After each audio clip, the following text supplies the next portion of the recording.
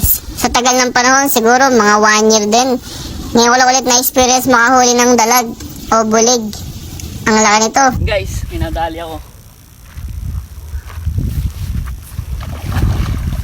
Pulip. Hindi tayo makawala ito. Dodoblein ko, gusto mo. Sige, dablo na. Paano gagawin ko?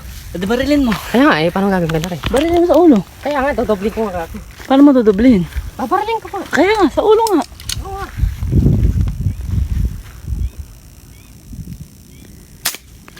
Ito na ano? Yes! Kabado 20, baka makawala. Yan lang. Pasigit na yan. Okay. Wala yan. Maganda din. Tama na, dali pa. Tamat. Diyan. Gil na to? Oo. Hindi, dito. Doon, nakita mo yung ano na yun, bumubula na yun. Hila. Aba. Ay, kalaki. Ang laki. Kala ko maliit lang. Thank you, Lord. Na.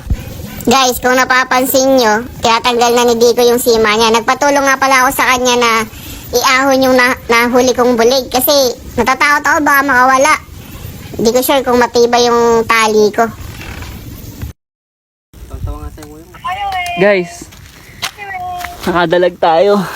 Tagal-tagal natin, pinag-uusapan lang namin ni Dico kanina to. Ito yung huli ko kanina, chinatsaga ako. Then, ayan, huli nila. Ang laki.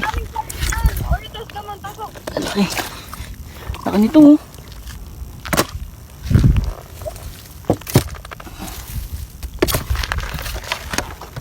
Goran itaraki, arigatou gozaimasu.